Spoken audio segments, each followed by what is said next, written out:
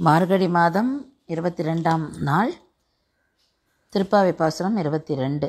அங்கன்மா ஞாலத்து அரசர் அபிமான பங்கமாய் வந்து நின் பள்ளி கட்டில் கீழே சங்கம் இருப்பார் போல் வந்து தலை பெய்தோம் கிங்கினி வாய் செய்த தாமரை பூ போலே செங்கன் சிறிதே எம்மேல் விடியாவோ திங்களும் ஆதித்யனும் எழுந்தாற்போல் அங்கண் இரண்டும் கொண்டு எங்கள் மேல் நோக்குதியேல் எங்கள் மேல் சாபம் இழிந்தேலோ ரெம்பாவாய். இந்த பாசுரத்தில் ஆண்டாள் கண்ணனை எழுப்புறா. கண்ணனை எழுப்பும்போது போன பாசுரத்திலே விபீஷ்ண சரணாகதியை பற்றி சொல்கிறா. எப்படி வந்து நீ உன்னை சரணாகதி அடையிறவாருக்கு நீ எப்படிலாம் நல்லது பண்ணுற அப்படின்னு சொல்லி. இதில் என்ன சொல்கிறான்னா, அங்கன்மா ஞாலத்தரசர் அபிமானம், அதாவது உன்கிட்ட வந்து தான் அப்படின்ற எண்ணத்தோடு வந்து சண்டை போட்டவா, அவளையும் நீ தோக்கடிச்சுட்ற. அவள் வந்து அந்த அவளுடைய அந்த எண்ணங்கள், அது அந்த தான் தன்னுடைய ராஜ்யம் தனக்கே எல்லாம் வேணும் அந்த ஒரு எண்ணங்கள்லாம் வந்து அவள் அழிஞ்சு போய் அவளும் வந்து சரணாகதி ஆயிடுறா. ஸோ எல்லாரும் வந்து உன்னோட அந்த நின் பள்ளிக்கட்டில் கீழே சங்கம் இருப்பார் போல் எல்லாரும் வந்து கும்பலாக இருக்கா.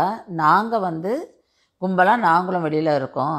ஆனால் எங்களுக்கும் அவளுக்கு என்ன வித்தியாசம்னா, அவள் வந்து எடுத்தவுடனே உங்கள்கிட்ட சரணாகதின்னு வரல. அவள்லாம் வந்து அந்த போரும் தான்ற ஒரு அகங்காரத்தோடையும் தான் வெல்லுவோன்றதையும் தனக்கான அந்த ஆசைகள் தான் வெல்லணும் அந்த இதோடு வந்தால், நாங்கள் அப்படி இல்லை. நாங்கள் வந்து உன்கிட்ட எதுவுமே வேண்டாம், உன்னோட அன்பு இருந்தால் போகிறோம், உன்னோட கடாட்சம் இருந்தால் போகிறோம்னு நாங்கள் வந்து எங்களை அப்படியே சரணாகதி பண்ணுறதுக்கு தான் நாங்கள் வந்தோம். நாங்கள் உனக்காக நாங்கள் காத்துட்டுருக்கோம் அப்படின்னு சொல்லிட்டு நீ பேசு அப்படின்னு சொல்கிறான்.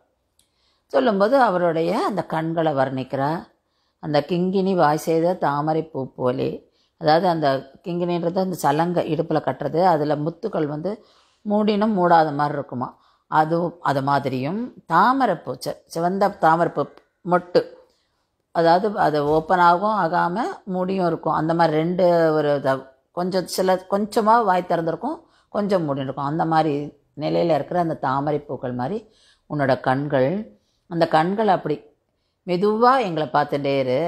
நீ ஒரேடியாக பார்த்தாலும் அந்த கருணையை எங்களால் தாங்கிக்க முடியாது. அதனால் நீ அந்த மாதிரி கொஞ்சம் கொஞ்சமாக எங்களை பாரு அப்படின்னு சொல்கிறா.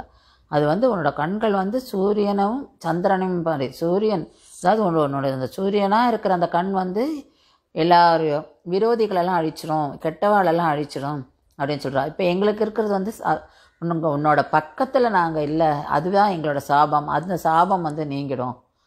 இன்னொரு கண் அது சந்திரனை மாதிரி. என் சந்திரன்னா எப்படி வந்து குளுமை கொடுக்கறது, அது கருணை பொழியறது. அதனால் எங்களுக்கு இந்த ரெண்டு கண்ணாலேயும் எங்களை பாரு, ஏன்னா எங்களோட சாபம் போகணும், நான் ஒன்று பிரிஞ்சு இருக்கோம். பூர்வாச்சாரியர்களாக அதனை சொல்கிறேன், அந்த தேகம் இதோட அபிமானத்தோடு இருக்காதீங்கோ, அந்த ஆன்மாவோட அபிமானம் தான் நமக்கு வேணும். ஆன்ம ஞானம் இருக்கும்போது நமக்கு அந்த தேக அபிமானமே இருக்காது. அதனால் அந்த ஆன்ம ஞானத்துக்காக நம்மளாம் வந்து அதுக்கு என்ன பண்ணணுமோ அதை தான் பார்க்கணும் அப்படின்னு சொல்கிறார். அதே மாதிரி எப்படி இந்த குலசேகர ஆழ்வாரும் திருமங்கை ஆழ்வாரும் அந்த பதவியே விட்டுட்டு தானே வந்தார். அதை மாதிரி நம்ம சரண்டர் பண்ணும்போது நமக்கான அந்த பவர்லாம் அதெல்லாம் தான் தூக்கி போட்டுட்டு வரணும். எல்லாத்தையுமே உனக்கு சமர்ப்பிக்கிறேன்னு சொல்லிட்டு எல்லாத்தையும் சமர்ப்பிச்சிடணும். நம்ம அப்படியே நம்மளோட மனசு நம்மளோட தேகம் எல்லாமே அவருக்கு அப்படின்ற மாதிரி இருக்கணும் அப்படின்னா. அதனால் இங்கே வந்து அவள் ஈகோ ப்ரைடு இதெல்லாம் வந்து எடுத்துடணும் அப்படின்னு சொல்கிறா.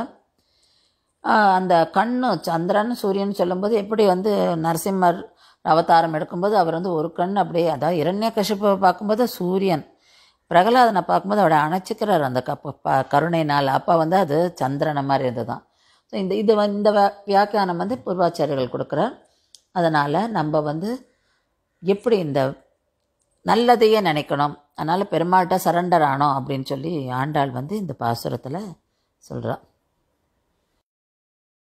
இன்றைக்கி நம்ம பார்க்க போகிற கோவில்